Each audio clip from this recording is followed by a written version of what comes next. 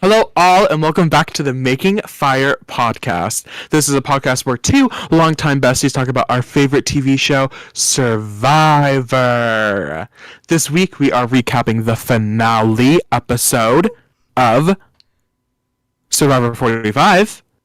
We have fully done a full season of Survivor. So exciting! Can't believe we did this, Maddie. But before we get into it, let me check in with my little co-host over there, Maddie. Maddie, how are you doing today? Thank you for asking. I'm doing great. I'm prepping, or not prepping. I'm just gearing up for the holidays. I'm so excited for some time off. But I had one really exciting thing happen to me this week. So, I'm sorry, Riley, you might be a little triggered by this, but I did get my oil changed this week.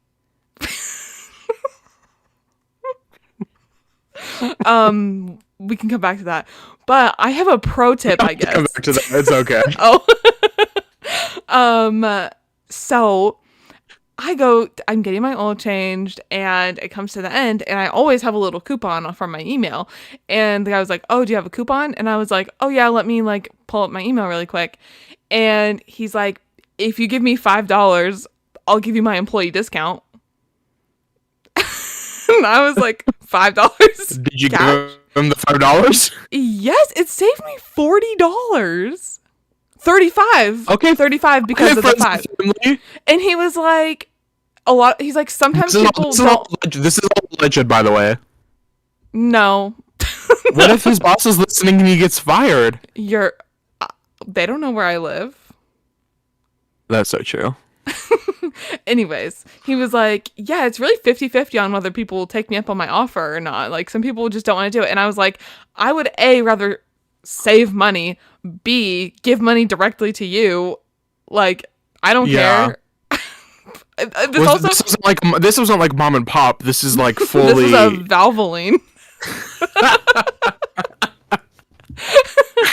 And at first I was like, "Oh my god, shit, am I gonna get in trouble?" No, I'm not gonna get in trouble. If anything, he's gonna get in trouble for very obviously putting his employee discount on a bunch of cars. That is so funny. So, shout out. I don't even know his name. I can't throw him under the bus or give him props, but he was like, "I'm gonna go get a little coffee with this. There's a Dunkin' Donuts right across the street."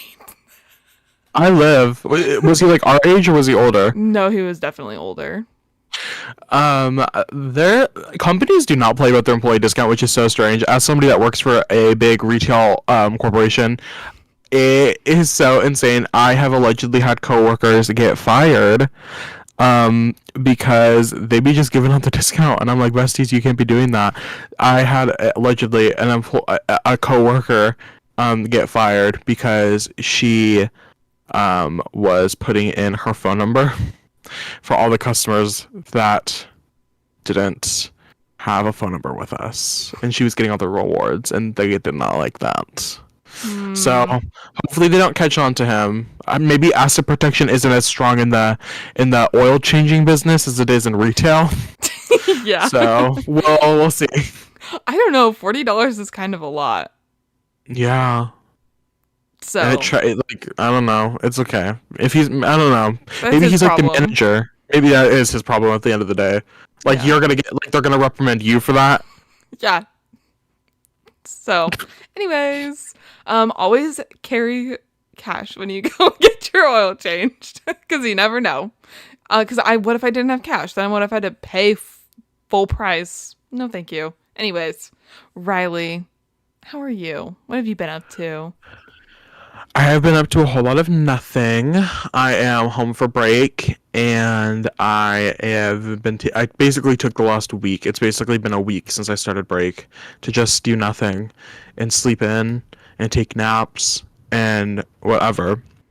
But I have a new favorite TikToker. Her name is Lauren. Let me see if I can I don't know what I just know her by her first name because I just am like BFFs with her. Lauren, canned food. So she lives in Estacado, Oregon, which is like it's near our hometown. I'll just say that. Her name is Totes My Goats on TikTok. And her big thing is that she is a self-proclaimed food hoarder, and she's realized this, and she her main goal just right now is to get through all of her canned goods, and that includes everything that's expired. She she preaches that it's a best by date, and so that means you can eat like past the best by date. Um, and This sounds so familiar. it works for her. She cooks her whole meal, her whole family's these canned goods, some of which go back. I think the latest I've seen it go back was a can of pumpkin pie filling that went back to 2019. And she Lauren, Lauren, that's you. that's her. And I'm obsessed. I don't know why. She just okay. So I was like, this is really strange at first. But like her family doesn't get sick. She consistently cooks with expired food. I mean, like, I'm not saying that I'm about to go out here and cook with expired food now, but I kind of live for the resourcefulness. I'm like, okay, I'm kind of eating this up. And she's like has kind of like an endearing personality. I was so silly, but I think she kind of reminds me of my mom a little bit. And so I told my mom about her, and my mom was a big thing with food. My mom does not play around with food. If it's a day past the expiration date, it's getting tossed. She has a thing with textures. She has a thing with smells. She just does not play with food. So I was telling my mom about this. My mom was like, I think I'm like her worst enemy. And so now my sibling Rowan and I have made up this whole relationship between the two that they're best friends because we think it's funny. And Lauren was live the other day, and I don't know if I recorded a clip. I commented on the TikTok live, "Hi Lauren, will you say hi to my mom Holly? She loves you." And this was the video. Oh wait, turn it up. So it is warm right now. It's only like 60 today. Oh, hi Holly. Oh my gosh. That's awesome. So I sent that to my mom, and I told my mom that I gave Lauren her phone number. I did not give Lauren her phone number. But I'm basically like Cupid for best friends. Yeah. Why does she start every video like this? Lauren or my mom? Laura. Your mom. She does. No, she does. It's time. She's silly. I think it's silly. Anyway, that's it. She's my current obsession. Fortnite is my current obsession. We and heard about Lauren. this last week. What? I said we heard about that last week. Yeah, and it's still my current obsession. I've been eating it up on my little. I bought this stupid ass Switch. I bought it because I was like, I want to play games with Maddie, and then I never used it. Okay, I'll And play that was my Fortnite. fault. That was my fault, not your fault. That was my fault. Okay, I'm glad. Should I get Fortnite? Yeah. Is it Does free? Logan play Fortnite? No. Okay, I was gonna say because I have a Logan. Apparently, I'm friends with the Logan on Epic, which is the game thing that it goes through. Yeah. And I couldn't tell if it was my stepbrother Logan or if it was your Logan. I don't think it's my Logan. Unless he Okay. plays Fortnite and he just didn't tell me. I don't know. I don't think he does. I don't know. Well, maybe I'll have to get on that. Anyway, this is a Survivor podcast. Maybe we should get into some Survivor. We've officially done it, Maddie. We've gone through a whole season of Survivor coverage. I know, that's kind of crazy. This was just like a little thought that we had after season 44. Yeah. We were Well, like, maybe we should do like a little podcast. yeah, because every week we were coming in and like having an hour conversation between the two of us. It was like 2 hours. The first hour would be catch up, and the second hour would be just talking about Survivor. Yeah, And we were like, let's just start a little podcast, and look at us now. I know. I'm glad we have all these. It's so fun. Memories. Yeah. Aw. And just like look back on. Like look at us. I can't believe I've noticed my engagement with Survivor content through this season has been much less, as I have now had an outlet to actually give my thoughts and not just have to read other people or listen to other people's thoughts. So sorry about that. Specifically, Rob has a podcast. That is a little unfortunate for you guys, but now you guys are my peers, so like Colleagues. colleagues, yes. We're also rocking our Survivor 40 buffs sent to us by our #1 fans. over at Maddie's family's household. So this is so super fun. But let's get into it. Let's get into it. We start this episode. We're seeing our final 5. We just saw baby boy Drew voted out, and Austin says he's completely blindsided. It was the first time he's really ever been blindsided in the game. He's not really upset about anything from a game standpoint. He has no hard feelings. Specifically, he says that to D. But where's his emotion? Would you not be a little bitter too if your number 1 ally got voted out? His emotions were kind of weird all episode. Yeah. They were very, like, I don't know if this is the right word, diluted. Like, yeah. They just weren't really there. I don't know what was going on with him. But yeah, I would be like, A, mad, B, proud. For some reason, I throughout this whole season was thinking that there was an age gap between Austin and D. There's not. They're the same age. Yeah, I saw someone say that all 3 of the finalists were 26. Yeah. And I thought Austin was much younger than D. He does give like 22-year-old vibes. He does. That's like literally what I was thinking. I was like, oh, maybe his emotions aren't as developed because he's just a little bit younger, you know? No, they're all the same age. They're fully grown. Maybe it's because Drew is young, right? Is he? I think Drew's like 23, 22. And so I think maybe because they were always together, we just assume like they were the 2 young guy friends. Yeah, 23. That's interesting. I would have assumed Drew was closer to age to D than Austin was. Really? Yeah. I would say Drew's giving like 18-year-old vibes. Ooh. Yeah.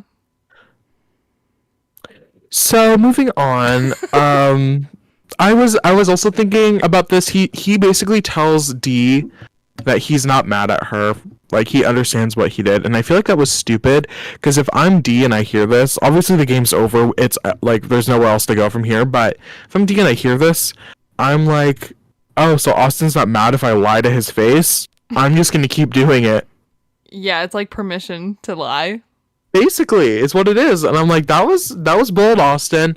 But they really only had each other at that point, so I get it, but Katora is in camp with Jake and Julie, and she at this point is upset that they have basically led this pair to the end of the game. They can't believe that they let a duo. She can't believe that they've let a duo get to the final 5, and she's kind of her mission to break this up before the final 4. Yeah, I mean, she's right. Yeah. I didn't know, like, I feel like, because, spoilers, later in the reunion, Jeff asks, like, who could tell that this 2 was a duo, or this 2 was a pair? And, like, basically everybody raised their hand. I'm like, if it was so obvious to you all, why didn't you get rid of the problem? Yeah. At any point. Or why didn't anyone talk about it? Ever. Yeah.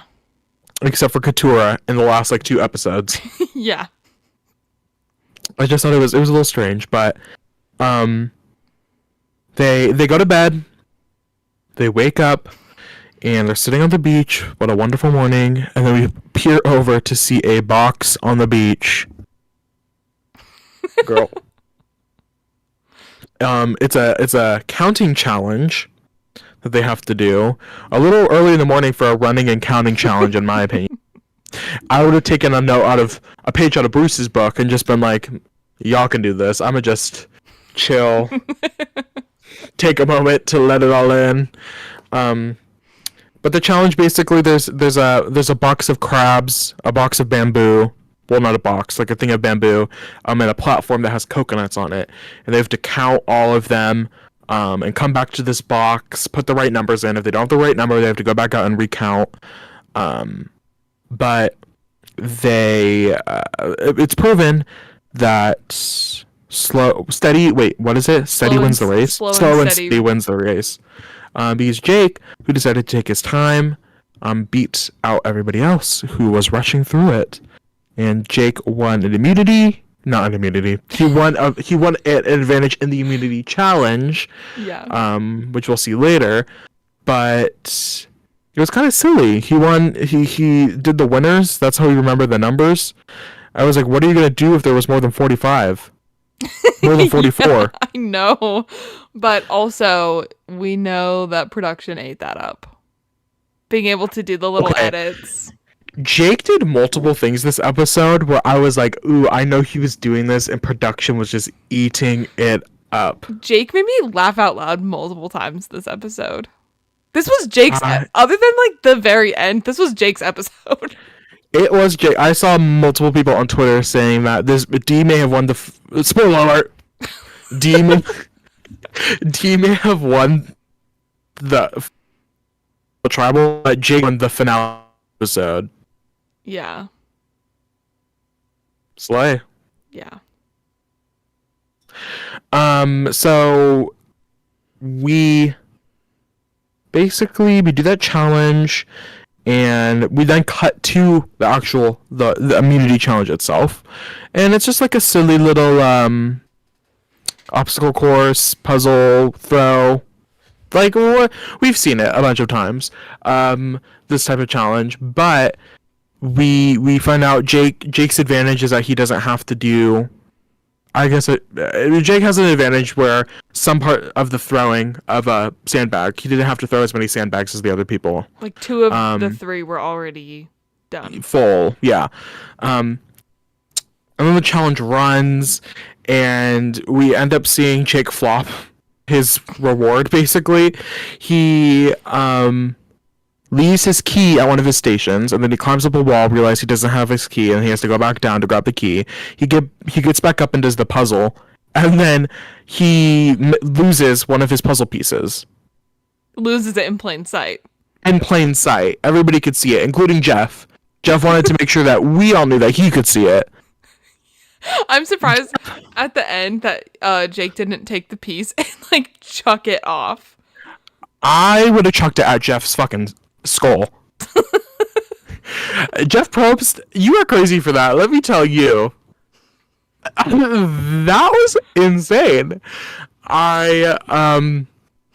Jake, it was right there the whole time. He says, just have to point something out, that piece was there the whole time. Jeff, you are evil. That was so evil. I literally would have started crying. I think I would have started sobbing, and then you guys would have had to cut me out of the episode because I would have stopped uncontrollably sobbing. Like, that was devastating to hear. They wouldn't have cut you out of the episode. They would have monetized zoomed in. That. They would have zoomed in, and yeah, that would have been so fun. So Asta ends up winning Final 5 reward and immunity. The reward is he got to pick one person to go to the sanctuary for the last time this season.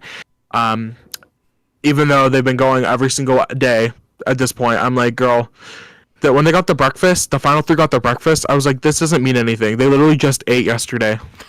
Yeah. True. 2 of them did. Yeah, 2. I was like, I don't. They got steak and potatoes, I think it was. Yes, another funny moment, another Jake moment during this part that made me laugh out loud. Jake, like, went in for a bite of his food, and it was up close, and then all of a sudden the food, like, falls off the fork, and he's like, oh, and like, goes in for another bite.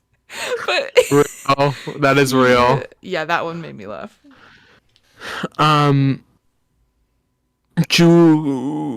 What am I saying? They get back to tribal, or not tribal, they get back to the island, and Jake and Austin are off at their reward, so that leaves the girls. That leaves Julie, Dee, and Katura.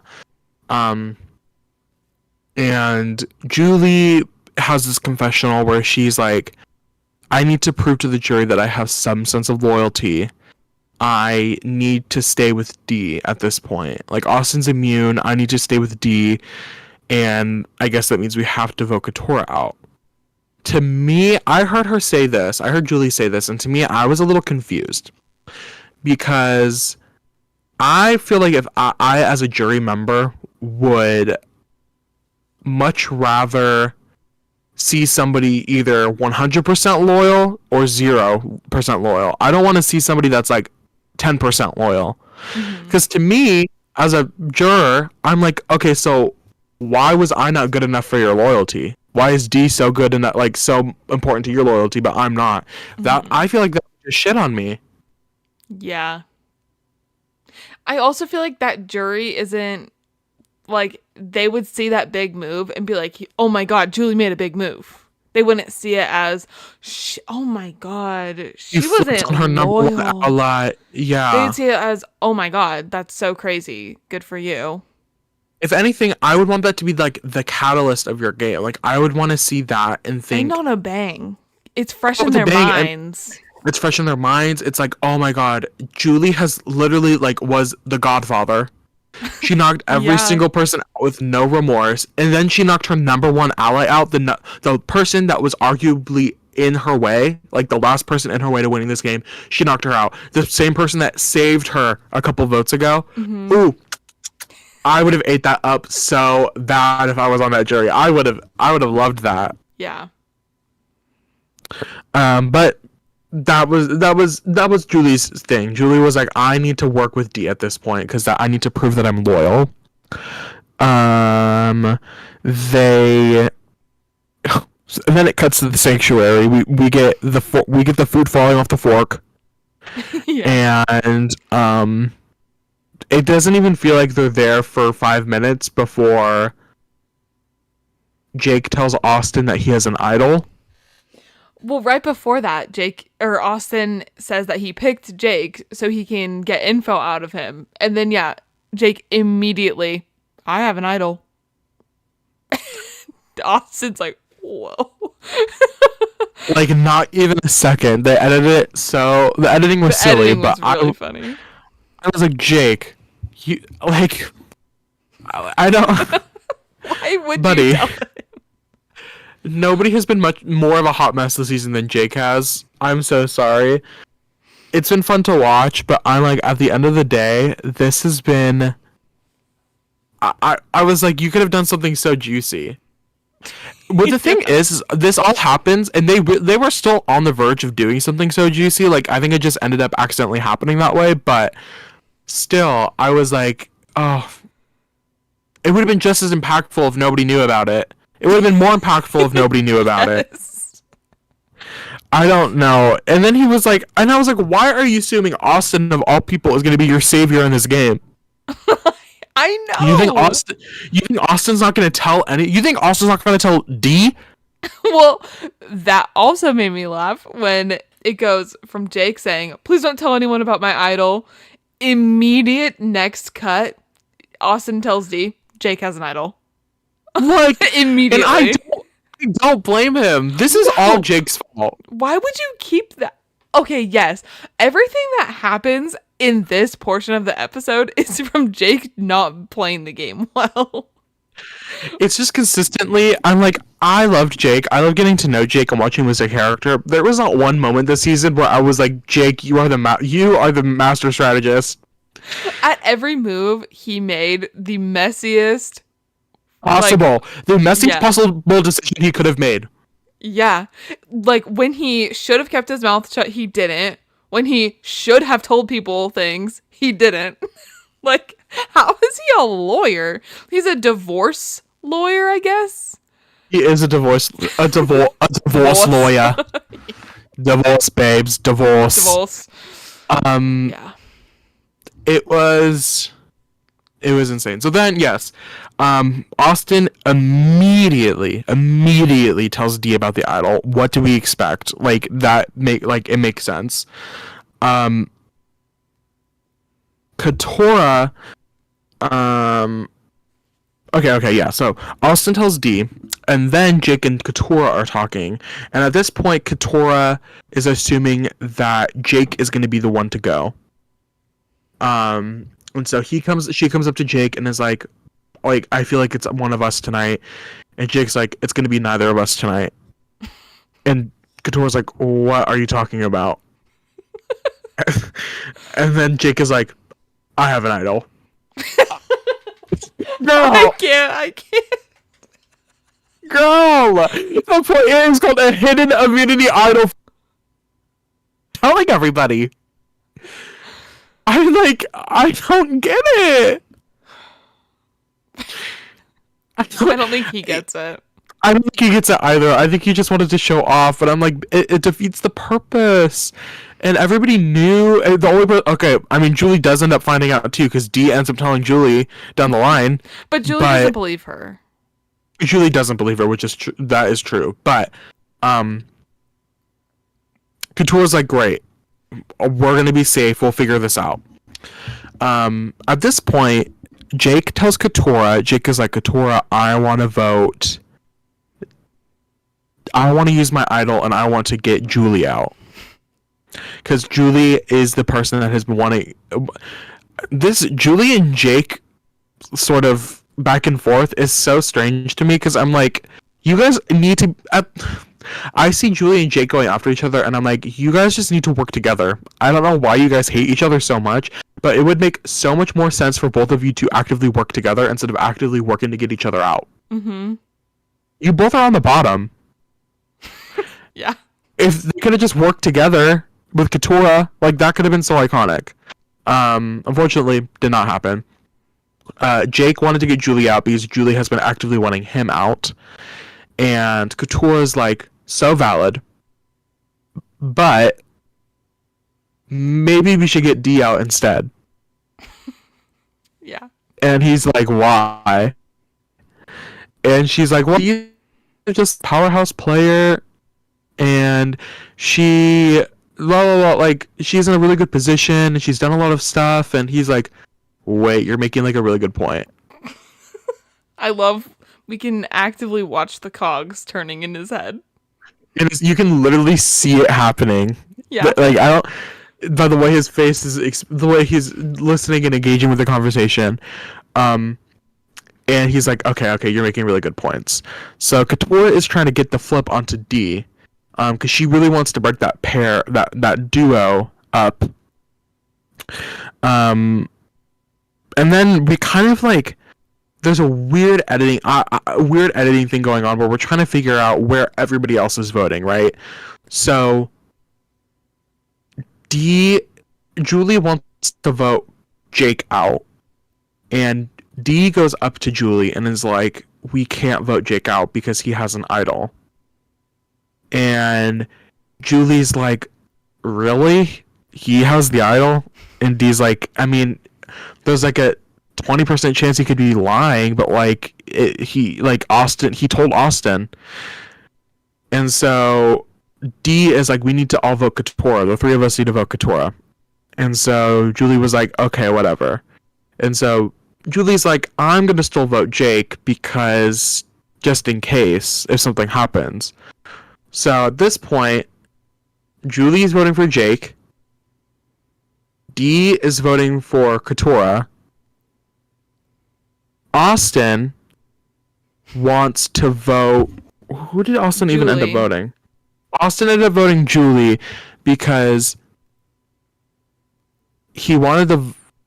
Why did he end up voting Julie? I think because he wanted Julie out. This was part of when he like goes up and talks to Dee, and Dee is like, okay, if you're gonna vote her out, I just don't want to be a part of it. I don't want to be a part of it, yeah. And so, because Austin is like, okay, well maybe this is this is how we get Jake on our side, right? Jake plays the idol on himself, but we just get everybody to vote Julie instead, right? Yeah. So that doesn't mean anything. So that was Austin's individual plan. Austin wanted to get Julie out. Dee wanted to get Couture out. Julie wanted to be safe and just throw a vote onto Jake. Mm-hmm. Couture wants to get Dee out, and Jake wants to get Julie out. And so Jake goes up to Couture before they leave, and Couture is like, are you voting Dee? And Jake is like, I swear I'm voting Dee. And she's like, I don't believe you. Your eyes are making me so uncomfortable. And Jake is like, I'll swear. And she's like, then swear. And he's like, on what? And she goes, you pick. And he goes, Nana? And she was like, you can swear on Nana. And he's like, fine, I'll swear on Nana. And she goes, you have to say it. And he goes, I swear on Nana, I'm voting Dee out. And Dee and Couture's like, great, Then it's sold. Then we're sold. We're voting D out. And then like she smiles, and they walk away back to camp. And so we're like, okay, like I guess it's happening on Nana. On Nana. I looked at Jake's Instagram today, and I got to see Nana. And it makes all of this so much more funny. Wait, I want to see Nana. She's like 90 almost. No, she's like late 80s. Classic Nana. I don't know. Is it on a video? Yeah, so she was heavily featured in his audition video. Oh. And because he lives with Nana. And he started living with Nana over COVID while he was going to law school. It's a vital. Yeah, and that's Wait. my thinking. Differently. Time. I can't. Oh, it's okay. I'll believe you. I don't want Okay. to. I was gonna. Okay. I'll believe you. Yeah. But so then she's like, if you want to swear on Anna, you can swear on Anna. And he's like, I swear on Anna, I'm voting D. So for our visual listener or watchers, Oh. there's Nana. Nana. Hi, Nana. Oh. That's so sweet. Okay. So that's where we're at. This is. I saw a lot. I was on Twitter last night and today, and I've seen a lot of Survivor commentators, Survivor people that are heavily into like the strategy and history and Survivor. There are people saying that this is the most what's the word? Not unqualified. That's not the word I want to use. The most what do you call it? The ununified? Yeah. 5 vote that has the most unorganized final 5 vote. That's a good way to put it. Yeah. They base everybody just had their own interests and were just like assuming that that's what would happen, and which was so strange, especially at the final 5, the last actual physical vote of the season. But what an interesting vote to like going into it. Obviously, we'll explain what happens at Tribal, but going into it, this thinking of like it could literally be anybody, any of those 4 people that aren't safe. Because then Jake, we get a little thing from Jake, an individual moment. Jake's like, I might just play my idol on Katora if it seems like, because everybody at this point knows I have the idol. Why would I play that myself? I want to make the biggest move I could possibly make, so it would make sense for me to play my idol on Katora because nobody would expect it, Including Katara. True. So, no, that was a very private, individual moment. No, and that was a part of it that he explains later. He did not want to tell Katara before. He wanted the wow factor. He wanted the genuine reaction for the audience. I don't get it. I'm truly gagged and gooped. Jake has just a tendency not to, like... I feel like the assumption from Jake is that he just assumes people will think that his move is the right move. He's like, it makes sense in my head. Why isn't it making sense in your guys' head? Because, Jake, the move only benefits you, bestie. Yeah. Like, I saw people... Okay, well, let's get into it, and then we can talk about it. So then we get to Tribal, and we do our silly Google questions, whatever. This is a really stupid moment, but I was watching with my family, and Jeff asks a question about like probability of going home, and Katora basically was like, there's a 25% chance like any of us could go home, and like that's a really high number. And I was like, she's so smart, because the way that I would have folded and accidentally said like, there's a 30% chance one of us could go home, and then Jeff would have been like, 30%, there's 4 of you, and I would have been like, oh, oops. I'm just bad at math. I'm just bad at math, guys. I'm just like Emily. I can't just like Emily. I can't do like the math in my head, okay? So we get to the vote, and it's going smoothly. Like, everybody's voting how they need to vote. And then, well, I mean, it isn't going smoothly. It's like, who possibly is going home? I can't remember who we saw vote. But it ends with Katora voting. Katora's the last person that we see vote. And she says something along the lines of, I'm flipping my vote because I don't trust Jake is doing what he needs to do, and I would rather be safe than be eliminated. I don't want to risk going home. I saw that, and I started shaking. I'm so overly dramatic. I looked at my sibling and I looked at my sibling and said, "What did Couture just do?" I think I literally wrote in my notes. I was like, "Oh my god, did she just fuck this up? What did she just do?" I Yeah. was so stressed out. We get the votes, and Jeff asks if anybody has an idol and would like to play it. It's the final time to do so. And Jake gets up and says, "What? How would you say it? Jeff? Nope, Jeff. How do you say Jeff in a Boston accent? Hey, Jeff. Jeff." He's like, "Jeff, have you heard my Tony impression?" And Jeff's like, "No." Why would he have?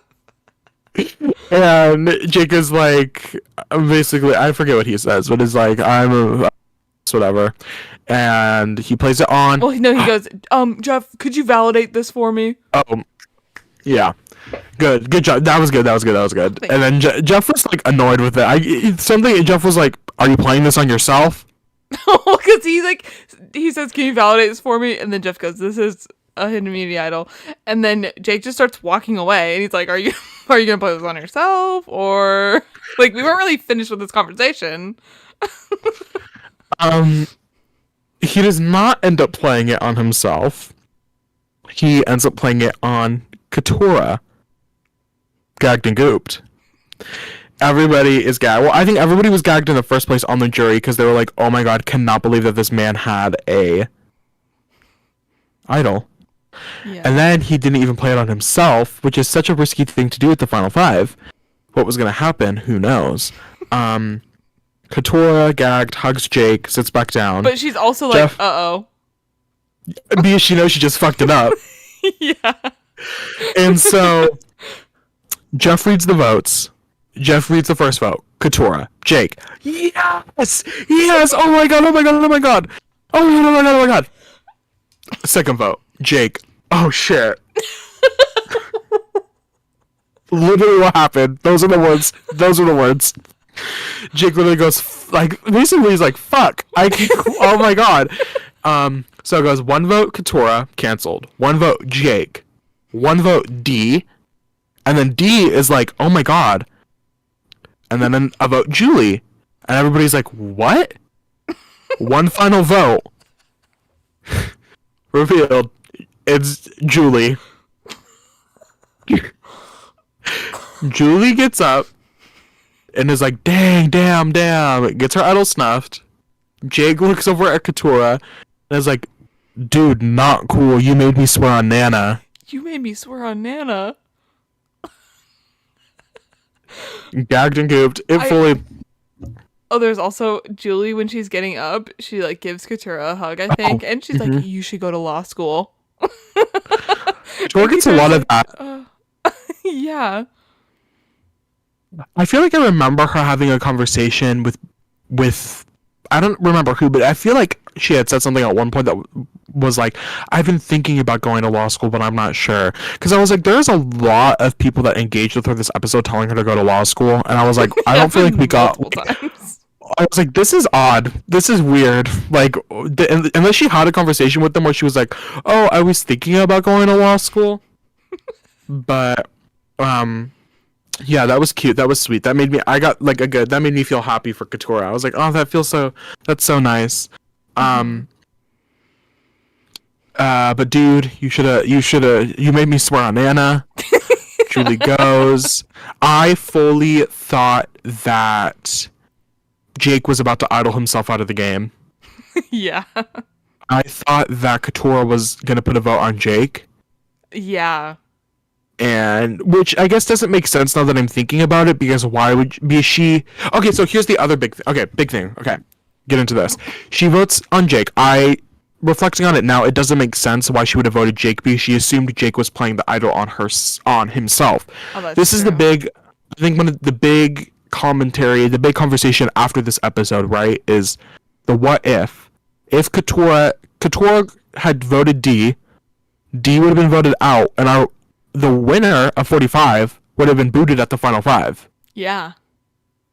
And so I've been seeing a lot of people being like, why did Katora flip? Like, that was such a bad move. Everybody's been shitting on Katora because they're like, that was such a bad move. She should have just stuck with it. It's Jake.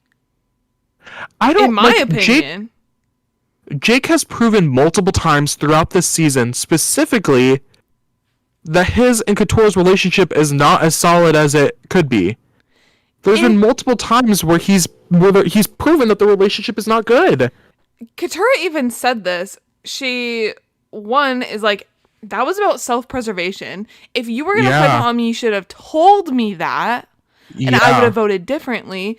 Two, I love when she's like, you did that. That was on you. That was your choice. Like, you need to take some self-responsibility here. Because that was not all of my fault. Like, yes, I went against, I made you swear on Nana, but like, how was I supposed to trust you? And that's so valid. All he had to literally, it all comes back to Jake and his inability to really think through the moves he wants to do. All he had to do was really just tell Katora that he was going to play it on her. Last minute, or even at Tribal, just been like, I'm going to play it on you. And that would have confirmed, like, it would have confirmed for her what she needed to hear. Even if it left like a bit of like ill will or like even if she just wasn't fully trusting. I feel like she would have been more willing to take a risk in that moment, knowing that there is a potential reality where he plays it on her. Mm-hmm. Thinking that there is absolutely no reality where he plays it on her, like, I fully get what she's saying. Like, I would have played for self-preservation at that point, because all she needed to do was survive until the final four and then hope she could have made fire making. Yeah. And so at that point, I would have just wanted to simply survive the final five vote. Yeah, me too. So I don't think it was a bad move. Katora's been talking about it a lot. She's just getting on social media like within the last couple of hours, because I was scrolling Twitter before we got on, and she's been talking a lot, like responding to a lot of people. But it sounds like she's just been really like playful with it. She tweeted something earlier.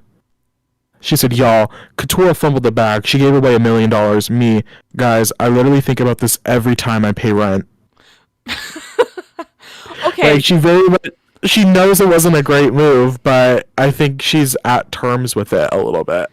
Yes. And also, we can get into this, but I feel like, especially after that final tribal, Dee is such a good winner.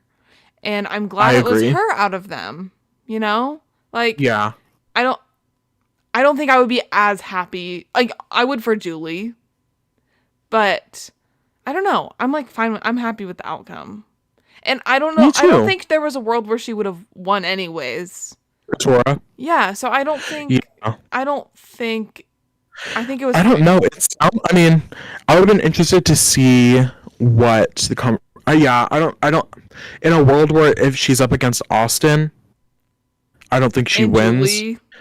Even if she did save D, even if she got D out, like, I think she still gets the boot. I don't know.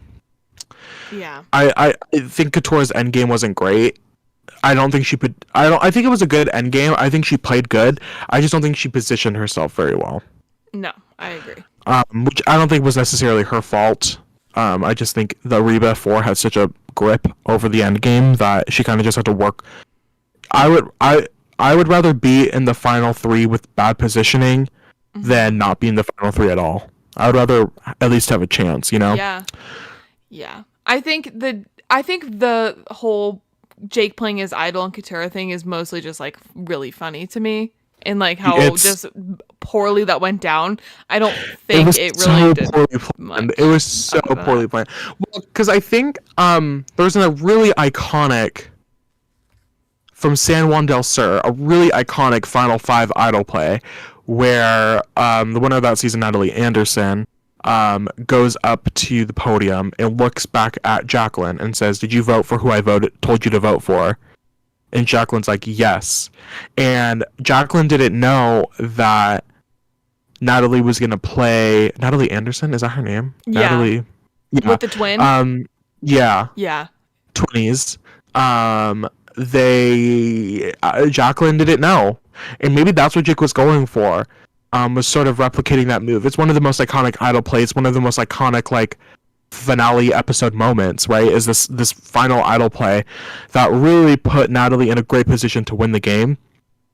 And I think he was trying to go for something similar, but like he did not. Natalie and Jacqueline had a relationship where Jacqueline could trust Natalie. Katurah and Jake did not have a relationship where Katurah could trust Jake. Like, there was no reason for Jake to believe that Katurah was going to have 100% trust in him. No. So I don't really think it's Katurah's fault. And I think it's valid. And I think her reaction is valid. I think her is valid. And obviously, it made for good TV. It did make for great TV. I literally, Katurah going up. Katurah would have been the last person I expected to like switch like that. But I ate it up. It was silly. They both made it to the final four. I was sad, Julie. I left the final five tribal and then like the commercial break before going into the final four. I was like, that's how Julie goes. Yeah. Like, we got such an over the top. Exactly. It was so not about her. She had been fighting for the last like 3 episodes, basically, just like so hard to stay, and she was so over the top the last 3 episodes that I was like, I was really interested to see how her storyline was going to end, and it kind of flopped a little bit. Not her fault, but it sucks that she had to be the one that sort of caught the L, as the kids say. Yeah. Can I make one comment before we move into... Yeah. Okay.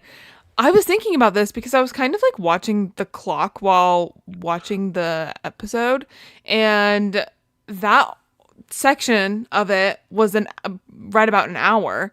Can you believe that used to be how long the episodes were? To me, it felt so rushed, and like we didn't get a lot of content. And I'm like, oh my god, this used to be every episode. I'm sure we can talk about this next. Our next episode, we're going to be doing a recap of 45 just in general. And I'm sure we can talk about this a little then. But some of the hot takes I've seen about this season was they're like, we don't really need 90-minute episodes. And I'm like, I beg to differ. I've been eating the 90-minute episodes up. Yeah. Anyway, so we'll get into that. I'm sure we can put it on the list of things we can talk about next episode. Yeah, I'll write that down. Yeah, write that down. Write that down. Leave that note. But yes, we're getting into the final four, and it is hot. It is hot after Tribal. This is, I think, the first real. Well, no, because we saw like a Drew and Jake altercation on the beach, but this was a little bit of a tussle between Katurah and Jake, a little verbal fight. Maddie brought this up a little bit, but basically Jake immediately starts throwing Katurah under the bus. No shame is basically like, Katurah wanted D out, that's why I voted D. Katurah wanted you gone, I did not want you gone, but the only way that Katurah was going to work with me was if I voted you, and so that's why I voted you, and she didn't end up voting you, even though she made me swear on Nana's life. And Katurah basically is like, whoa, I didn't make you swear on anything, you chose to swear on Nana's life, you could have sworn on anything. You're the one that chose to do that, not me. I did not make you do it. That means a lot to you. She was like, I didn't make you do anything, bestie. And again, we just went over this, but I think Katurah's feelings were valid. I think if Jake really wanted to pull off this big move, he should have probably kept her in the loop a little bit. Mm-hmm. Yeah. That's how plans work. It's how plans work. Multiple people involved. You have to tell them the plan. We go quickly into the final immunity challenge. Mm-hmm. And it's a challenge that they've done this for the finale a little bit before, but a couple times I think. But it's basically they have a grid that they have to step through. Boop, boop, boop. Imagine this is their legs. And then they have to basically place the thingy. I'm not even explaining it. I don't even know why. Place the salsa bowls. What are they? On? The salsa bowls? They look like at a Mexican restaurant. Yeah, that's basically it. They have to take the little spatula and pick up the salsa bowls and then step through the grid and then place the salsa bowls on top of each other, 17 of them. which is high. Yeah. Like, I can't imagine like Julie doing this challenge. Even Dee was having a hard time. Julie's gonna at be the at a end. 90-degree angle. I'm like, that's crazy. Nothing really. I thought Couture might have pulled it out because we've seen challenges. I don't know. We've seen challenges in the past where the slow and the steady person wins. And that was kind of a theme we had going on this episode. So I was like, maybe slow and steady is going to reappear. We're going to see a winner. Everybody basically flopped except for D. D and Jake for a while were going back to back. Austin continuously flopped. And Katura was doing pretty good as well, but then she was just not going fast enough and ended up like failing last minute. D and Jake were going pretty back to back, and then around like 13, I think 13 or 14, Jake ended up knocking his down. Mm-hmm. And this is where I got the ick with Jake a little bit. I was like, oh, stop. I was like, stop. It just kept getting I would worse. say they kept getting worse. It got a little tantrum level.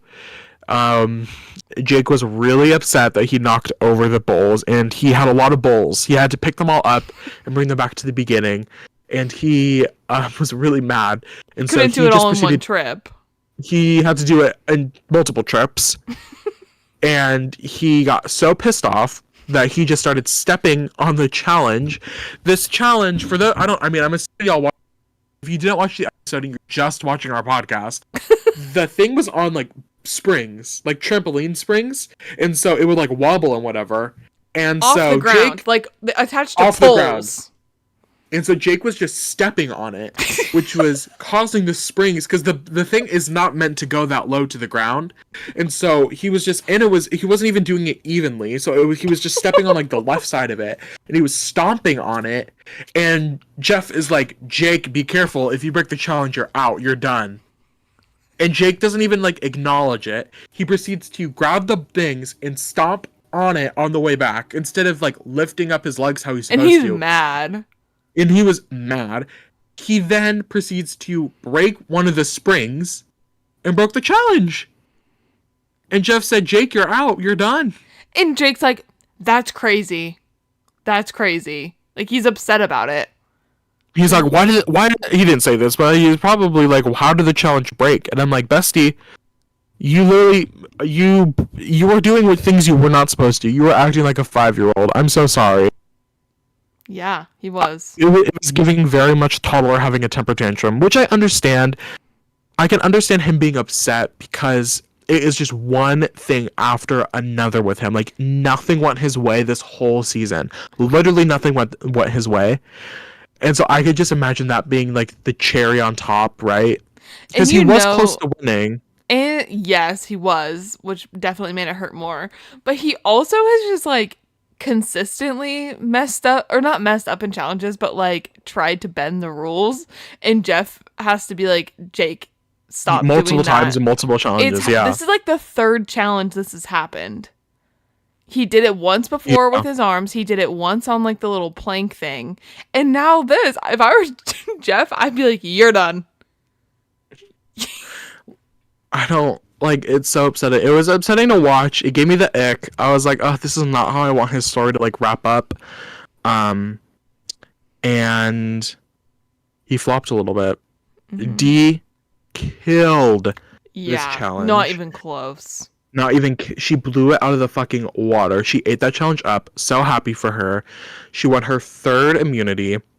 The most. Not to get most of the season, true.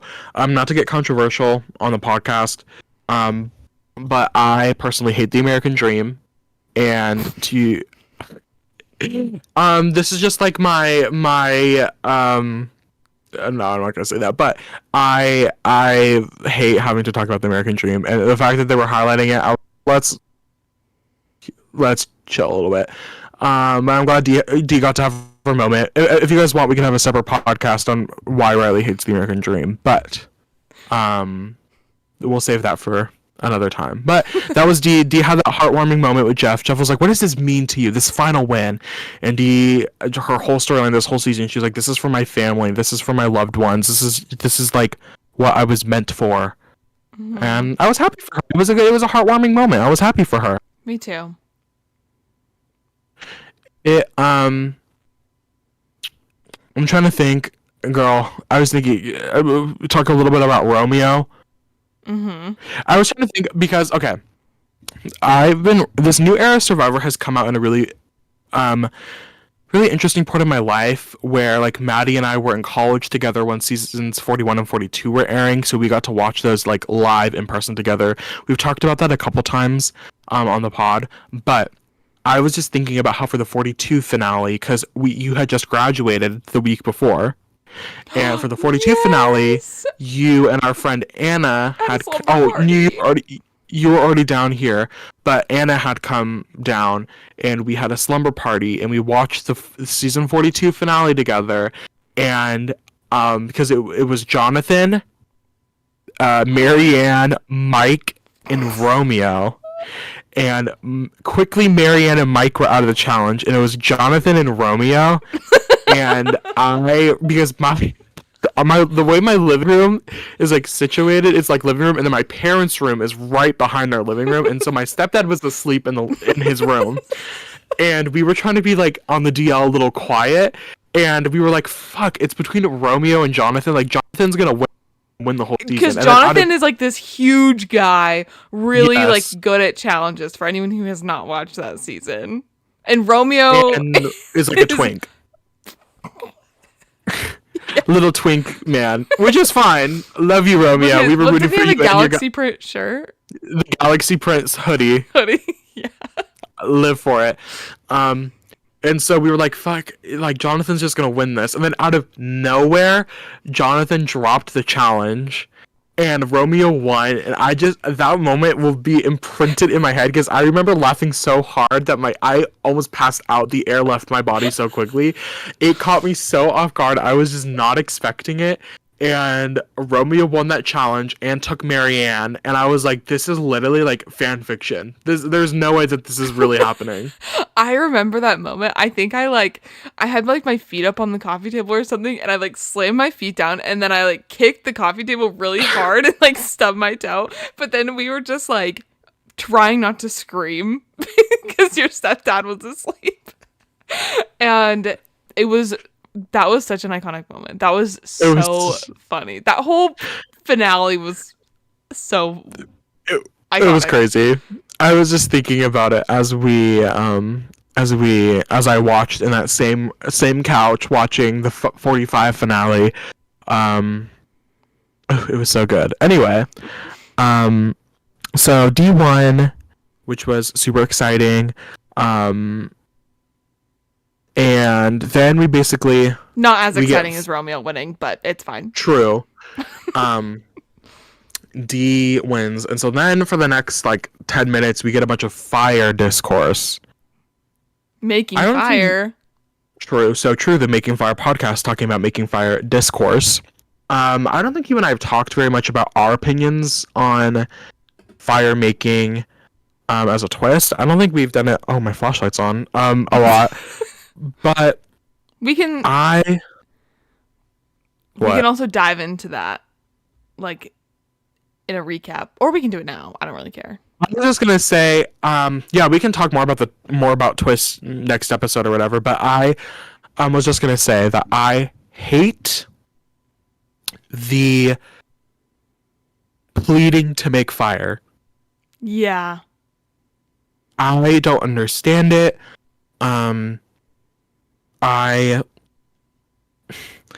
Okay, no, because I do understand it, because a lot of the times the people that win fire, it's valid to assume that because you win fire, you get a boost in your resume.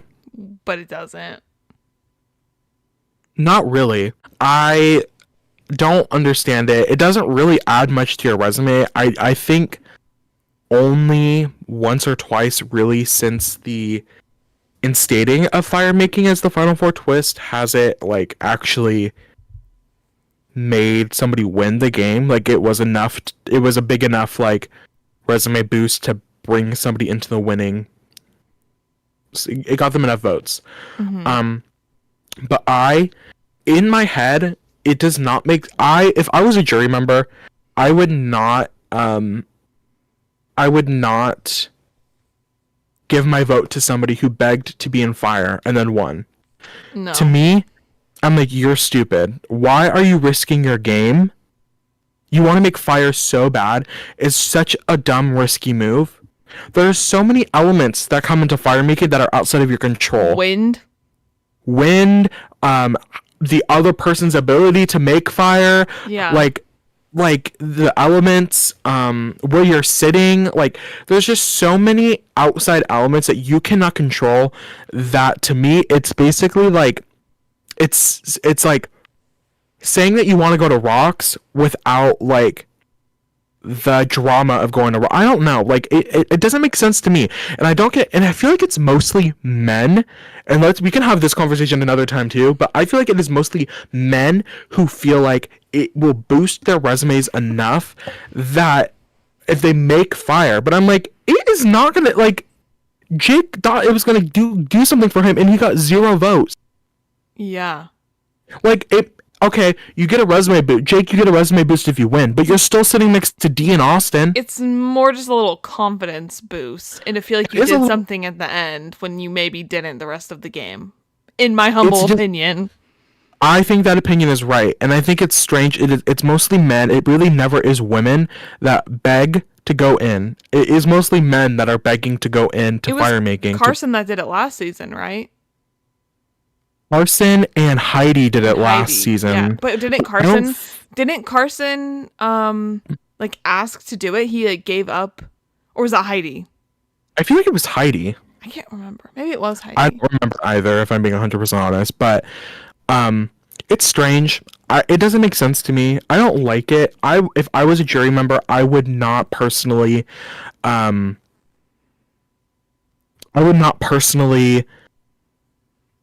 reward that behavior. I wouldn't reward that behavior because it's stupid behavior. Yeah. So basically, the discourse that's happening is for those of you who don't know how the Final Four fire making works, the winner of the Final Four immunity challenge basically gets to pick one person to be safe. And so those two people, the winner of the final immunity challenge and the person that they pick to be safe, automatically are in the final 3.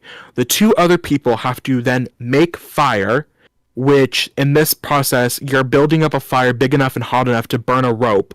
The first person to burn that rope will get the 3rd spot in the final tribal council final 3.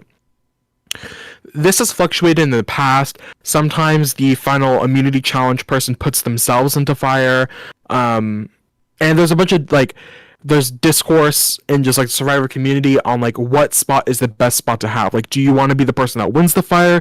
Do you want to be the person that is brought to the final 2? Or do you want to be the person that wins the final immunity and like picks who? Like, there really is some people have one from each position. At this point, people have one being the person who's won the challenge.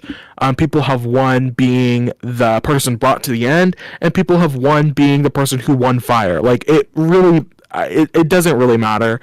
But that's like the idea around it. So Dee won the final challenge. And so she basically she talks to Jake first, and she's like, "What do you want to do?" And Jake begs to go into fire. He's crying to Dee and is like, "I need to go to fire to prove something. I need to win something this season." Mm-hmm. And Dee's like, "Okay, like if you want it that bad, you can go in." So at this point, Jake is a lock. She then goes up to Katurah. And Katura's like, "Am I going in?" And Dee's like, "You should practice your fire making." And Katura's like, "At least you're honest." At least you're honest, but also I'd be like, "I'm not voting for your ass." Yeah, like you're not even gonna have a conversation. Yeah, like that's so I'd be bitter a little bit. And so basically tells Katurah she's going in. And then she goes up to Austin. And Austin's like, "Do we need to talk?" And Dee's like, "No, like I think I'm taking you with me." And Austin's like, "Are you sure?" Austin really wants to go in so he could get a 1-up over D.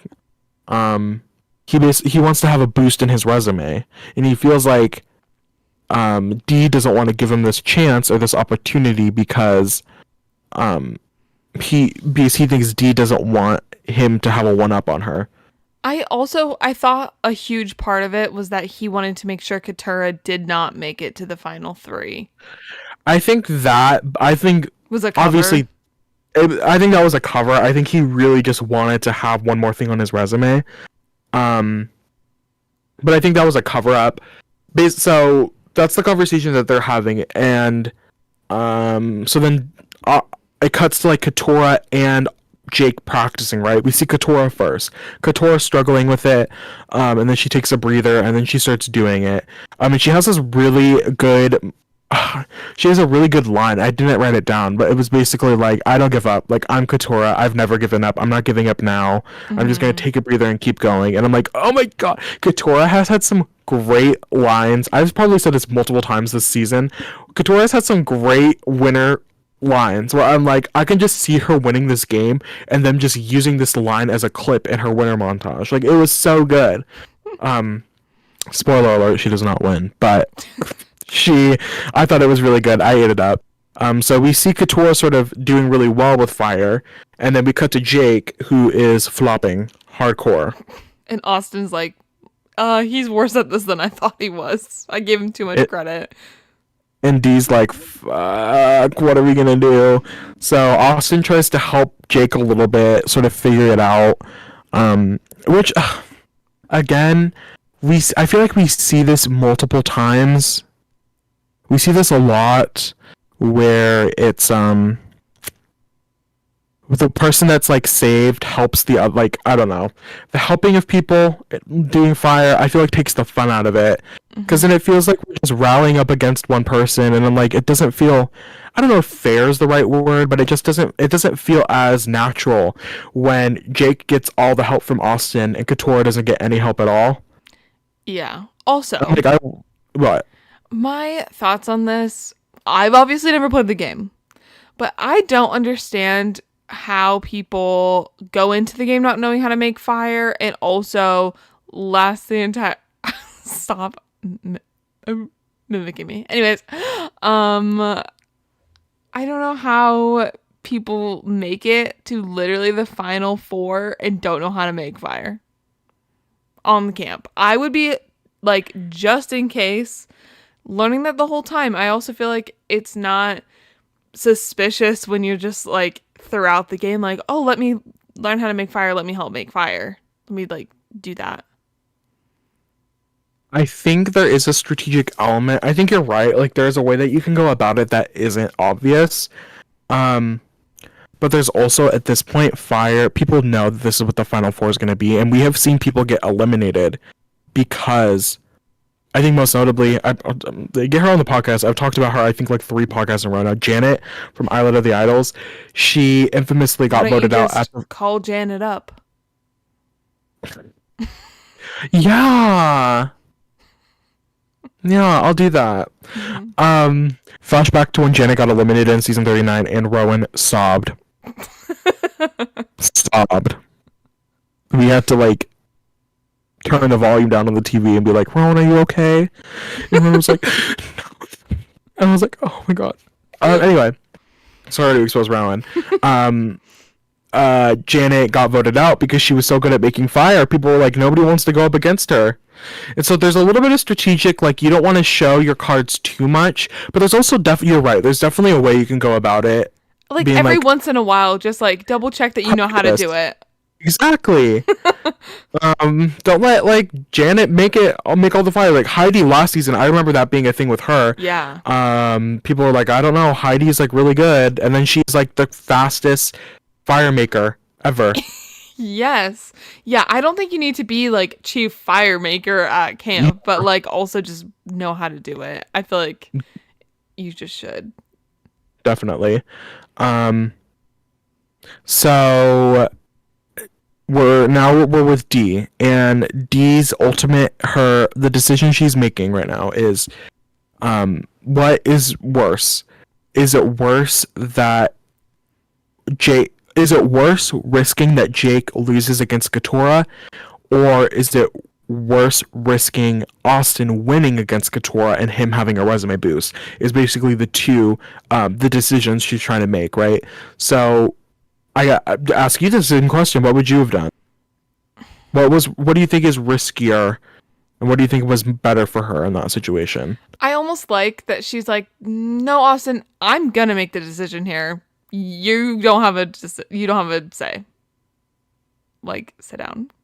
I also, because I don't think fire has a lot to do with the win, I also don't see any harm in, not that I don't see any harm, because like I understand where she's coming from, but I also think if they did let him go to fire and he lost, that would be really funny.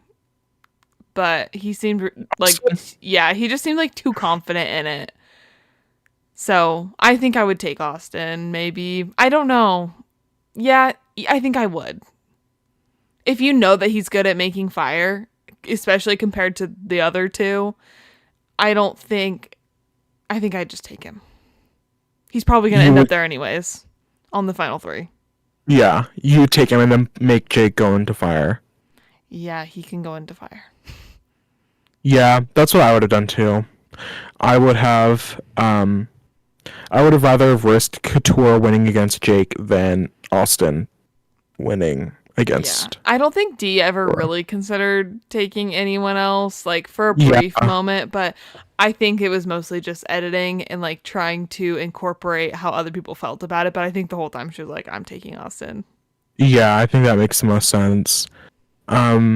Ultimately, Katora and Jake go up against each other on fire, and Katora does kind of flop, unfortunately, and Jake wins, kind of extravagantly. Tells big giant Katura fire. she's gonna make an amazing lawyer. And then we get a sit-down moment. We get a moment with Jake where Jake is like, my 15-year-old self would really have loved this. And Jeff was like, that's oddly specific. Why 15? And he was like, oh, because I was like I was the fat kid at 15 and I never thought I would be anything more than that. And now He's look like, Survivor's at me. real. And I'm like, oh, so interesting. He's been in La La Land the past 20-something days. He has been. He's just been in his own little world. And then we get a moment with Katora. Katora's really devastated. I'm devastated for her. What a sad way to go out. It was really sad. I really felt for her this episode. She really was so close. I don't think she could have won, but I think it would have been. I think the final 3 would have been even. I think this. We'll get to it in a minute. I think this final Tribal Council was really good. Mm-hmm. But I think it would have been even better with Katora sitting there instead of Jake. Mm-hmm. It would have felt even more contentious. But this is where she reveals that she is a lawyer. Mm-hmm. The girls. Jake's like, I knew it. No, you didn't. And that wraps up her story here. I saw a tweet saying today that Jeff had a soft side for Katora, and apparently, did you listen to his podcast? No. Apparently, either on his podcast or in an interview or something, he has talked about possibly reconsidering a Final Four fire making twist. Good. Because of how he felt post Katora leaving. Good. I'm not a fire making. I'm a big making fire fan. Making fire podcast fan. But I'm not a fan of making them go to fire. So I agree. Anyways, do you have anything else to wrap up this tribal? That was it. That was wrapping it up. Okay, I will take over now because the episode was like 3 hours long. So we decided to split it in half. Well, not half. Kind of. My notes overlapped, but anyways. Communication, yes. So we have our final 3, Austin, Dee, and Jake. And they go back to camp for the first time. Go to bed. They wake up. And a boat shows up with the final 3 breakfast. And I just have to know, I always feel like the breakfast is like, I know in the past it's been like the most big celebration moment, but I still feel like the breakfast looks like the best meal that they get. Oh, throughout the season? Yeah. Yeah. Like, I would want that. I would want that too. That looks fun I think and it good. defeats the purpose. I said this earlier, but like at this point they're eating every single day. It's not as exciting. On a 39-day season where they haven't ate in like a week, yeah, that's really fun. But on Yeah. a 26-day season, they've been eating every single day. They weren't as hungry. No, they weren't. Actually, but it looks, 2 of the 3 definitely weren't hungry because they just had a Definitely- full meal yesterday. yeah, Anyways. yeah. So then they start talking about each member on the jury, kind of going one by one. I didn't really write down a whole lot about this stuff because it's a big positivity fest. It is. Do you like the edit? Do you like that edit? Yeah, I do. I like getting to see everyone again. I missed these characters and I like getting to hear them talk. So I forgot about like Kelly and Caleb. Like I was like, I really loved both of you when you were on. No, I missed them. So it was really fun.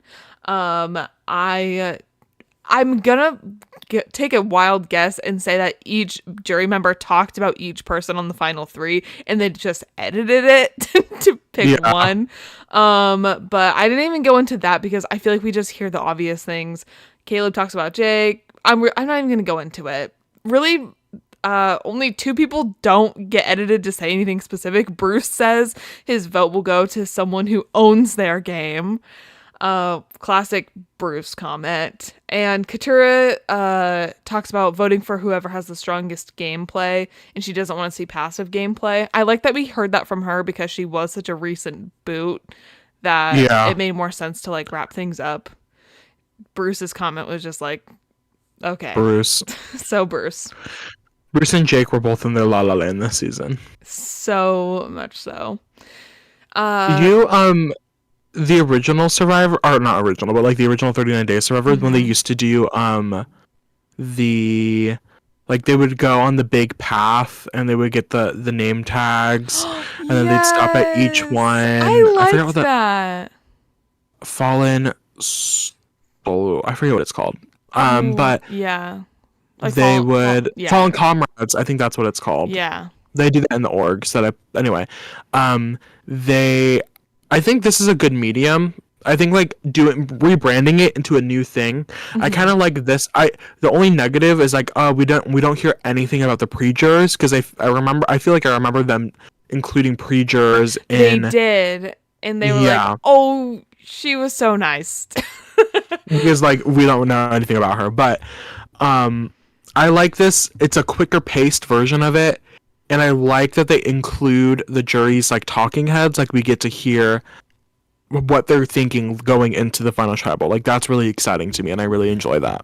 I agree with that. So then the final 3 all say that they're gonna fight to the end and go head to head, and all of them are feeling very confident about their games. Interesting from Jake. But they're all. You are so dirty for saying that. You are dirty. They all say that they feel like they can argue their game going into tribal and that they can prove that they should win. Do you have any more comments before we get into final tribal? Because it was pretty quick. Not really. It was pretty quick. So the editing. This season has been really good. The editing really shined in that section. It was just hard to talk about. The editing was really nice. Yeah, I'll say. If you haven't watched the episode, watch that part. Slay. So as we go into final tribal, I kind of just like wrote down each person of what they were talking about and then tried to come up with I tried to summarize it. There were points where it was so back and forth, it was really hard to like write down, but you hopefully watch the episode before coming into this, so we can talk about each one, and I'll just summarize each one and then we can maybe talk about it. So first up is Kendra, and she says she's there with an open mind. And she asked how each person took the opportunity to play the game and make it theirs. Jake said he did everything he could. He was bad at challenges. He cried a lot, but he always tried. Okay. Okay. Yeah, we know. We know. Trust and believe. Dee says that she did everything for her family and that she needed to take the game day by day and just have fun. Which yeah, I mean, like, that's a heartfelt answer that Kendra probably ate up. Then Austin says that he learned he would be on the game, or on the show, 72 hours before because he was the alternate, so he wanted to experience everything he could in the game. I don't remember us talking about that because usually alternates we are informed. Well, that might be my Big Brother mind. Usually Big Brother we know the alternates. I don't think Survivor we usually know them ahead of the game. Know about this ahead of I didn't either, and that was I liked that would have intrigued me a little bit. I'd been like, oh, I know. I would have liked to have known that. yeah. I want to know the tea. Anyways, I don't really have any comments after this one. It was just kind of like, eh. Yeah. So, Katura then asks about moments where they conquered their fears. Austin says his biggest fear was blindsides, just generally. He brings up how it was hard to vote Julie out, but he did. Which I kind of disagree with that because he did vote her 3 times and he says the 3rd time was the hardest, but I'm like, what was the difference? She went home that time? That, and it's also like I don't think he voted Julie with the intentions that Julie was gonna go home in the final 5. I don't think he knew Julie was gonna go. No, he didn't. So I don't know. I was like, that's a strange answer. I agree. Dee sort of piggybacks off that and says she was also fearful of blindsiding people, and she points out that she never voted her number 1s out. She never wrote Julie's name down, and obviously she took Austin to the final 3. I was these first 2 answers I was scared for Dee because both of Dee's first 2 answers she said, I'm just gonna piggyback off of what this person said, and I was like, don't do that. Do that. Yes, correct. And then Jake says his biggest fear was failing and says he failed a lot, but he kept getting up and smiling and trying again. Okay. Okay, I'm gonna be honest. That was that was baby girl of him. I was like, oh. Yeah. I kind of got a little emotional when he said that. He started crying, and I was like, oh, Jake. Yeah, no, I did feel bad, but I'm also just like, he's cried a lot. He pointed that out earlier, but I'm just like numb to it. It doesn't like mean as much to me. Anyways, sorry, Jake. I love Jake.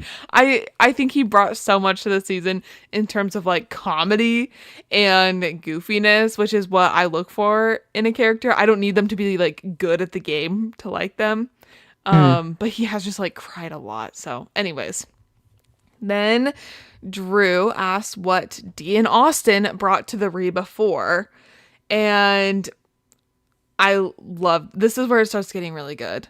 Mm-hmm. So Dee says that they talked honestly and they voted together. And I really like that she acknowledges that she was just lucky for being put on Reba in the first place and got really lucky throughout the game with how they were positioned with their alliance. That worked really well for them, like right off the bat.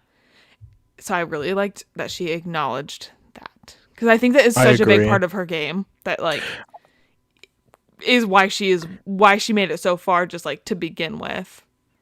I agree. I think that that's really important to talk about the luck. Like Survivor, obviously, like 30% strategy, 30% social, 30% like physicality, 10% luck.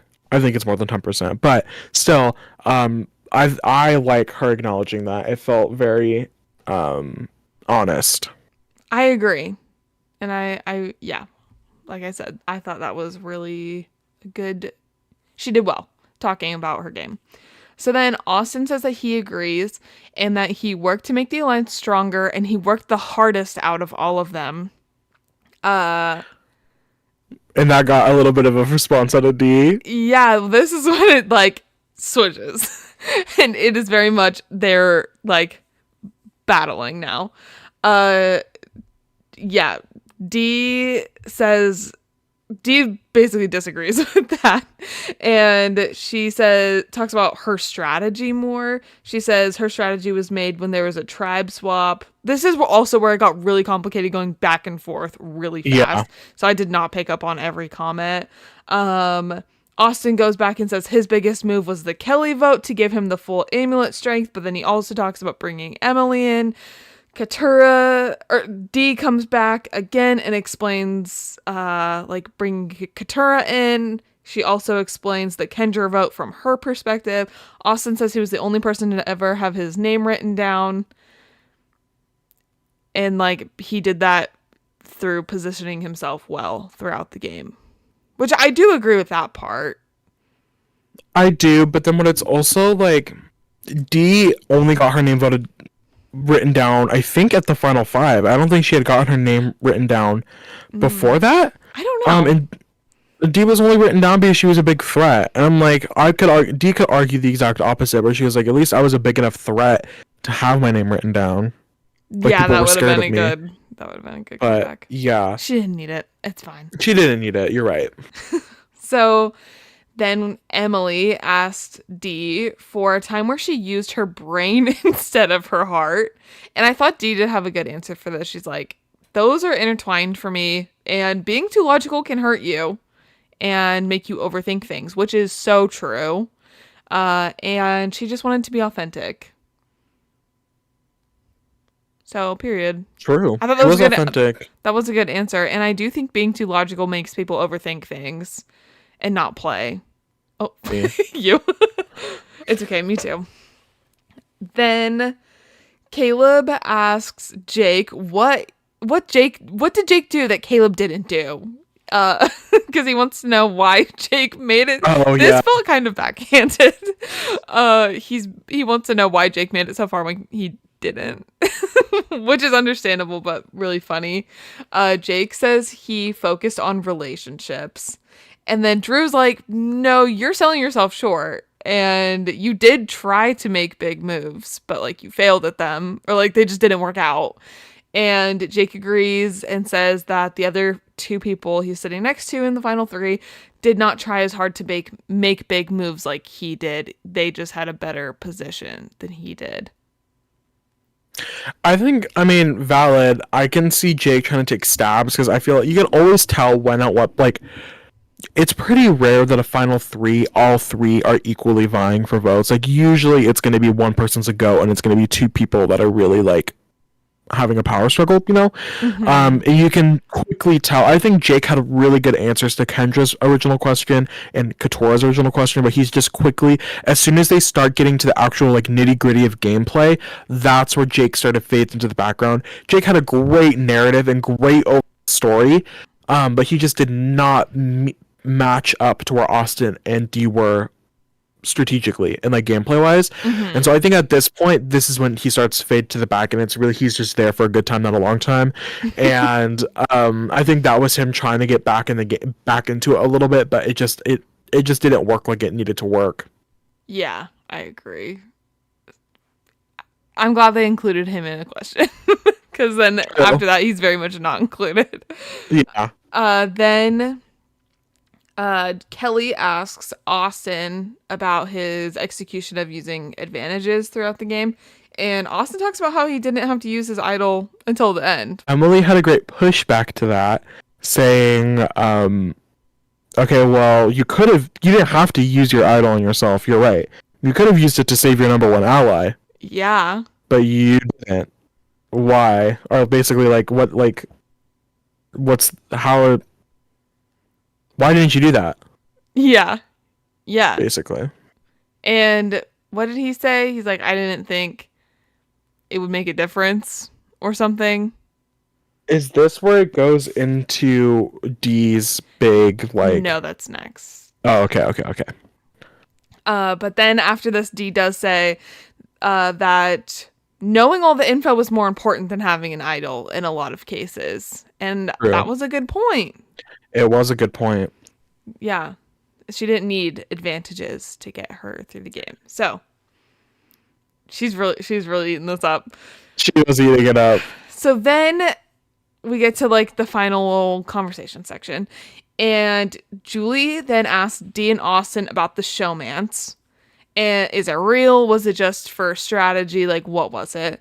Dee says that the showmance is real and she likes him as a person and a player. And it wasn't intended to be strategic. It developed over time. It wasn't from the get-go. Austin agrees with that. And then Emily pushes back on that. That's her favorite saying.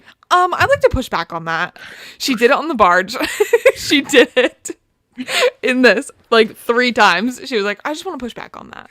Which is good. I think it's great because I don't think we should. Jurors should not just let Final Tribal Council just say shit. Yes, we can get into this, but I miss like brutal tribal count, like final tribals. Like, they are so nice. I love that Emily. I meant like, it's funny that she keeps using the same phrase. I'm going to push back on that. Same phrase, yeah. But I love that she is pushing back on it because, like, make them fight for it. It's literally $1 million. Make them explain themselves. Like, call them out when they're not speaking the truth. Agree. So agree. I think, and like, I don't think this has happened yet on American Survivor, but Australian Survivor, the first like modern season, the woman that won the first season in their like revamped era, she basically won because she kind of just like twisted. She told like half truths at Final Tribal Council. She wasn't a full liar, but she basically was like, I didn't really play great, but I can sort of upsell what I did, and the jury ate that up. Mm-hmm. They were like, oh my god, you did blah blah blah blah, and she was like, yeah, she didn't really do all that, but she was able to upsell herself. And so it's in moments like that where I'm like, that's where you want like pushback from the jury. You want to be like, did you really do that? Is this really like what happened? Yeah. Anyway, yeah. So Emily pushes back on that and brings up the whole Austin being weak and telling Dee about the Julie vote, which is so valid because that got Emily out. Like, she knows what was going on. So this is when he says Dee did not tell Julie. He says, I know that Dee did not tell Julie. Oh my god. Oh, and it was so hard to watch. This is the moment that Dee won. This was the moment. So then Dee's like, no, because this is what she ate this up. Yes, she did. Dee's like, nope. Here's what you don't know, Austin. I actually did tell Julie, and then Julie wanted to vote you out, and I told her, no, I just saved you, Julie. You can't vote Austin out. And Austin, the look on his face, he was like, I just lost. You could tell. That was it. That was the moment. He was in awe and crushed. Like, I think he was crying. It was so devastating. Like, just like that. It was at that point, it was pretty boom, boom, boom. This is Dee. It just instantly. It was a huge game changer. It was a huge shift.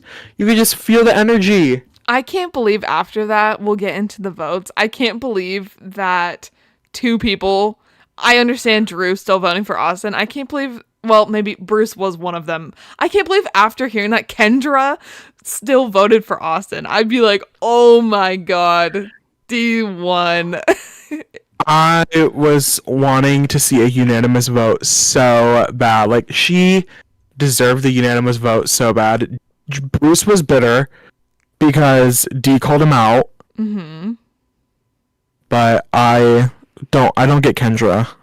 No, but yeah, this was the best moment. That signed, sealed, and delivered it. I keep reliving it in my head. It's so good. So good. He is so delusional. He really, like, that was the moment he found out. The men were just delusional, and he thought the thing that was the worst about it is he thought he ate that up too. Oh, he did, and then she which made it even 10 times better. Yes. Because he thought he ate her up so bad. He was like, well, D didn't tell. I told D and D didn't tell, and that was our relationship. And D went, actually, I hate it. And the thing is because the jury knew. That's the thing is the whole jury already knew. The only two people that didn't know were Jake and Austin. Yeah. The whole Julie told everybody already, and so everybody was just waiting for D to confirm it. And I think that the setup was perfect for Emily to make that, to push back on that. To push back on that. Yeah. It was good. It was really good. It was so good. Do we have any more comments on this before we get to voting? I think that's it. Okay, so then they go to vote. Caleb goes up first, and I loved this little callback moment. He gets up to the voting area and yells, "Jake!" which gets a laugh out of everyone. I thought that was silly. And then we see Kendra votes. Did you say Jake or Jay? Jake. I think he just yelled Jay, like before he voted for Jay Maya. Yeah. No, yeah, he screamed Jay because that's when he was gonna. Yeah. I thought he meant okay. It's okay. Rowan thought the same thing when we were watching because Rowan was like, each of them have a vote, and I was like, nobody's voted for Jake yet, and they were like, oh, Caleb, and I'm like, no, Caleb said Jay. Oh. Anyway, so you're not the only one. Yeah. Still a funny moment. Funny moment. I agree. Then we see Kendra votes Austin. Emily votes D and says that she better not spend a penny on that man. Referring to Austin. I thought that was really good. And then Drew votes Austin, I believe, are the ones we see. I also wrote that Bruce voted Austin, but I think maybe I wrote that down after we saw who each person voted. So then it goes 1 vote for D, 1 vote for Austin, D, Austin, D, Austin, D. D is the winner of Survivor 45. I'm so happy for her. Me too. I want to clarify something. I feel like maybe I wasn't upset. I wasn't in love with D over the season, or it's not that I wasn't, but I feel like I was very critical. And I want to say it's not because I didn't like D as a player. I get annoyed watching people not do anything about the big threats. I just cannot root for the people that are in the positions of power, if that makes sense.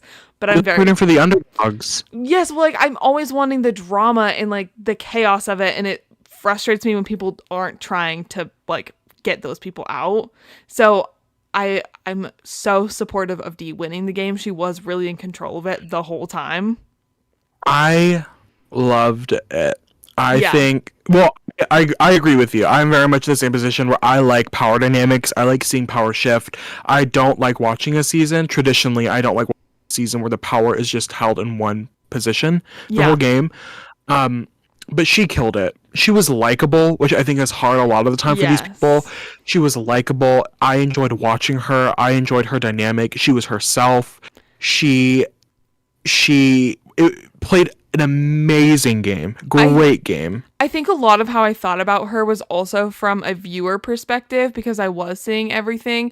I'm not sure what that looked like on the beach. Obviously they had to know the Reba 4 were controlling things, but yes, that is how I feel. I mean, I know there were moments where I was like, D, what is wrong? Why are you so wanting to target someone just because I said your name? That's super dumb to me. But she played a good game as someone who was in control the whole time, and people just couldn't get her out. But I was like, why are you not voting her out? That is insane to me. Anyways, so I just wanted to clarify that. But I'm very supportive. D, if you want to come on the podcast. Yes. Anyone is welcome on the podcast, even Drew. Yeah. So anyways, I'm so happy she won. I just want to say that these new eras, I am so happy that 4 out of 5 winners have been people of color. I am so I it makes me happy to see now that we have I think I've said this when we did our preseason stuff as well. I think there's still a way to go with this like diversity initiative that CBS has, but I love seeing the payoff. Like you actively give people opportunities, and like we're seeing the opportunities like fulfill. You know what I mean? Like, whoa, change is actually happening now that we've made change. Crazy. So it's been really exciting. I think it's really interesting. I think Gabler, because Dee wasn't born in the United. Well, I guess born in Cuba. She was born in Cuba. Puerto Rico is a U.S. territory. Because Jam Jam was from Puerto Rico. Yeah. Or is from Puerto Rico. So I guess Jam Jam is U.S. But it's interesting to say or to see 3 out of 5 people born outside of the U.S. We 3 out of 5 new era winners are people born outside of the U.S. Canada. Slay. I mean, Canada is not the U.S. It is not. And Gabler can be our token white man. Slay. Slay. I'm so happy. I'm What's happy Gabler's D1. first name? Mike. I think. I'm not a big Gabler stan. Sorry, Gabler, if you're watching. I'm not a big Gabler. I'm sorry, you cannot come on the podcast. I did not care about your season. I'm happy D1. D played a great game. One of the best. I would argue the best winner of the new era. Yeah. We can talk about this next episode, I'm sure. 100% agree on that. I think the best winner of the new era, and I would argue, I was big on season 42. I would probably put 45 a little higher than 42. That might be recency bias, but I really loved this season. And it's precious that this was the first season we got to podcast together. I'm glad that the first season we got to do was a good season at least. Imagine if we started 43. Ooh. Oh my god. The podcast may not have even made it the full way through.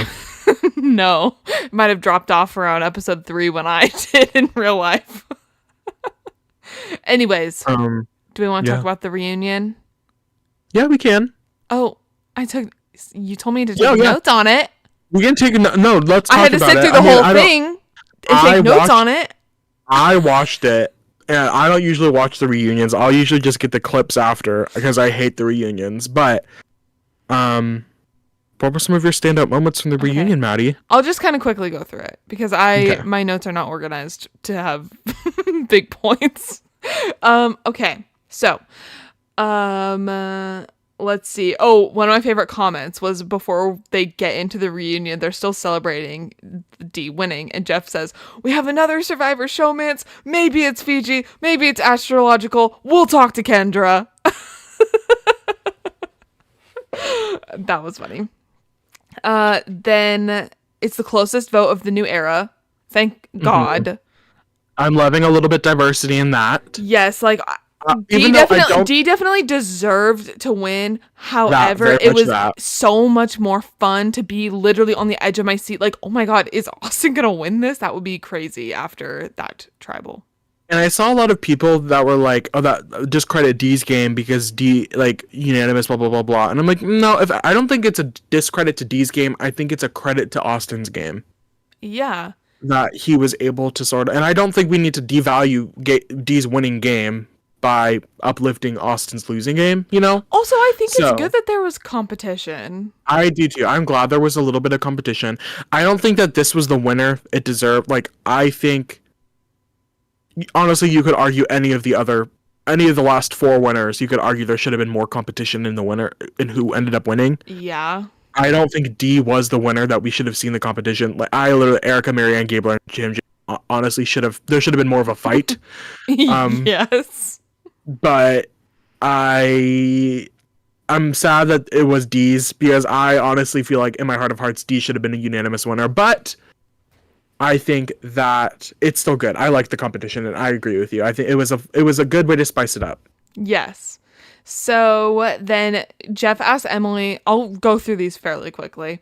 Jeff asked Emily about her picking a fight with Bruce on the barge in the very beginning, and she says that moment and for like the first 18 days. She kept putting her foot in her mouth, and eventually had to take a look in the mirror. Sorry, I just had the hiccups. Had to take a look in the mirror and change. Drew could never. Truly. Then Caleb's shot in the dark comes up. Caleb says he basically remembers nothing about that moment and that everything else in the game was against him, but at least he had that shining moment. Jeff then talks about relationships in the game and the Reba 4 relationship web. At this point, Austin says girls are just better at playing guys than the other way around, with how Dee handled all the info she was constantly being given, which was funny. And then Kendra says that she predicted Dee and Austin being together before she even met Dee. Okay. And almost everyone says they saw the showmance happening. I have a hard time believing I that don't one. believe that. I think they were fed that information as they were on the jury. I don't believe they actually experienced that. Then the nasty Survivor pizza gets brought out. Dee, big moment. Dee says she wasn't concerned about the showmance because it wasn't from the very beginning, and it developed as did her game. Dee talks about winning the game and wanting to take care of her parents with the money. She says that she told them she was either going to become a millionaire or marry a millionaire, which I really thought that was a funny point. Then they talk about the Kelly blindside, and Kelly remembers nothing, but is honored even though the blindside hurt. Bruce says Emily persuaded Bruce to not play the idol, and that whole moment and how funny that was. Then Emily says that she definitely should not have taken credit for that in that moment. Yeah. That is definitely a final tribal council type of thing, not a immediately after tribal council type thing. Then Drew does bring up how cocky he was all day before his blindside, which we have discussed, but he feels honored to have been blindsided. Then Drew talks about his nerd analogies and references and how they come from him reading a bunch and being a history nerd. Then Austin, being an alternate, comes up. He talks about how having such short notice was good for him because he wasn't able to overthink anything before going into the game. Good for him. Then Slay. Julie talks about how she didn't tell people that she was an attorney. Oh, then Julie's like, oh, I'm actually an attorney. And this is her second phase of life. I think this is the moment also where, we'll get to that in a second. Oh, I can just talk about it now. It also comes up that all of the lawyers lied this season because Jake is not a public defender. Okay. Which didn't feel like I don't think the common... Even Jeff was like, you lied about your thing? And Jake was like, yeah. Like, okay, Jake, calm down. Yeah, I don't think his lie made literally any sense because he did have a target on his back for being a lawyer because he told people that. I don't think the general population knows like all the little ins and outs of... Yeah, so that he once again did not think things through. Then the auction comes up and how it got Emily dancing and Austin eating a fish and the like $900 milkshake. And Jake says he thought being hit by a meteor would be more likely than experiencing the Survivor auction. Then Katura's moment in the challenge on the water comes up and she says she doesn't know what happened, but she's just a human and has weaknesses. True. Queen. True. Then Drew makes some literary connection to applying to play Survivor because Jeff tells him to. Jeff eats this up as per usual. Why does he love Drew so much? Then Jeff makes a toast and the season is over. And then he's like, good job, Drew. I really put you on the spot there. Don't you put everyone on the spot every single tribal? What? And then we get a look at Survivor 46, which comes out in February. It looks kind of fun. I'm liking this cast so far. Yeah, why was so much of that peeks. just peaks of their audition tapes? I don't know, but I kind of thought it was silly. I kind of liked it. Yeah, it was fine. I do have breaking news. Oh. The SIA Awards, while we were filming this, have been announced. Oh, yes. Who? For those who don't know, for those of you who don't know, Sia, singer, famously Chandelier, amongst other songs, gives the money. It fluctuates every season. It's never the same amount of money. It's different between everybody. But this season, Katura was gifted $100,000, and Jake and Caleb were both gifted $15,000. So Wow. those are our Sia award winners this season. I love that's also such a big jump in money. It is huge. It's really strange, but good for Katura. Katura got that bag at the end of the day. Yeah. And shout out Um, Jake and Caleb as well. That's fun. Yeah. For Nana. That what? For Nana. For Nana. This was all for Nana. I guess that's it. Period. What a fun season. What a fun winner. Congratulations, Dee. Congratulations, Maddie, for winning our draft. I know. Almost forgot to bring that up. I know. That was so exciting. It really I'm a little upset. Because Dee was high up on my list, and you got her before I did. was she though? She was. I feel like I need to go back and watch that to see what we said about people. I want to go. Maybe that's what we do before. Okay, so next episode we're doing a recap of the season. We're gonna do just a general overview of our thoughts. We should both Yeah. rewatch the draft episode and see what we thought about people and see how that ended up playing out. And we can talk about that. Yeah, I agree. That'll be fun. I feel like you didn't. Maybe it was I don't know. Yeah, We'll see. I'm excited. But yes, Maddie won the draft. So congratulations, Miss Maddie. And yeah, if you guys enjoyed this episode, make sure to like, comment, subscribe on our YouTube, Making Fire. You can also follow us on Twitter and Instagram and TikTok at Making Fire Pod. Bye, everybody. Bye. Oh, wait. You don't need to see how this turns out because you know how it turned out. Do you know how it turns out now?